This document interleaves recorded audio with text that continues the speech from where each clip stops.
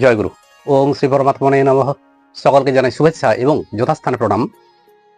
নরেনের সাথে প্রথম দর্শনের দিন থেকেই ঠাকুর শ্রীরামকৃষ্ণদেব নরেনকে নিকট আত্মীয় জ্ঞান করেছিলেন।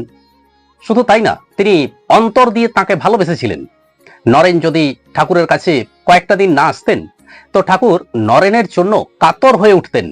ভক্তদের সাথে আলোচনা প্রসঙ্গে নরেনের কথা উঠলেই ঠাকুর বলতেন যে নরেন সত্যগুণের আধার, নরেন সাক্ষাৎ ব্রহ্ম।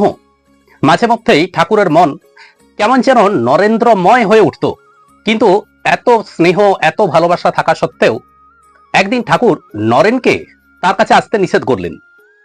তবে এই নিষেধের মধ্যে যে কতটা ভালোবাসা আর কতটা অভিমান ছিল তা নরেনও বুঝতে পেরেছিলেন আর জানতেন ঠাকুর শ্রীরামকৃষ্ণদেব। তো ঠাকুর এই যে নরেনকে নিষেধ করলেন, তো কেন নিষেধ করলেন, এমন কি ঘটেছিল, আজ এ নিয়েই পাঠ ও আলোচনা করব। ছোটবেলা থেকেই আধ্যাত্মিকতার প্রতি নরেনের একটা গভীর আকর্ষণ ছিল। তবে তার প্রথম দিকের ধর্মবিশ্বাস ব্রাহ্ম সাধনার দ্বারাই প্রভাবিত ছিল। তখন তিনি নিরাকার ঈশ্বরকে বিশ্বাস করতেন, পৌত্তলিকতাকে মেনে নিতে পারেননি। আবার ঈশ্বর দর্শন প্রসঙ্গেও তার মনের মধ্যে কৌতূহল কম ছিল না।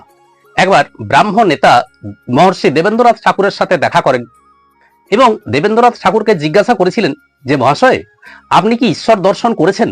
আপনার কি ঈশ্বর দর্শন লাভ হয়েছে? পরবর্তীকালে তিনি অনেককেই এই প্রশ্ন করেছেন যে ঈশ্বর দেখেছেন কিনা, কিন্তু সদুত্তর কোথাও পাননি। মোটামুটি 1881 খ্রিস্টাব্দে ঠাকুর শ্রীরামকৃষ্ণদেবের সাথে নরেনের প্রথম সাক্ষাৎ ঘটে। নরেন ঠাকুরকে একই প্রশ্ন করলেন।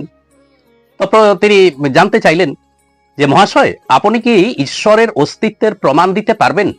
ঠাকুর উত্তরে বললেন, হ্যাঁ, আমি তোমাকে যেমন আমার সম্মুখে দেখিতেছি তাহাকেও ঠিক সেই রূপ দেখি, বরং আরো স্পষ্টতর, আরো উজ্জ্বলতর রূপে দেখি।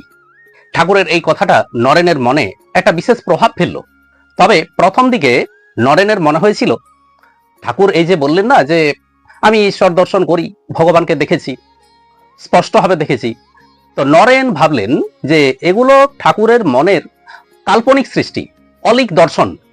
এরপর একদিন যদু মল্লিকের বাগানে নরেন্দ্র ঠাকুরকে বলেছিলেন, তুমি ঈশ্বরের রূপ টুপ যা দেখো ও মনের ভুল। নরেনের মুখে এ কথা শুনে ঠাকুর অবাক হয়ে গেলেন। ঠাকুর বিস্মিত হয়ে নরেনকে বললেন, ওরে কথা কয় যে রে? ঠাকুর বললেন যে আমি শুধুমাত্র ঠাকুর ঈশ্বরের রূপ দর্শন করেছি এটাই নয়, ঠাকুরের সাথে আমি কথা বলেছি, ঠাকুর তো আমার সাথে কথা বলেন। নরেন তখন বলে উঠলেন যে ও অমন হয়। নরেনের মুখে কথা শুনে ঠাকুর মায়ের কাছে গিয়ে কাঁদতে লাগলেন।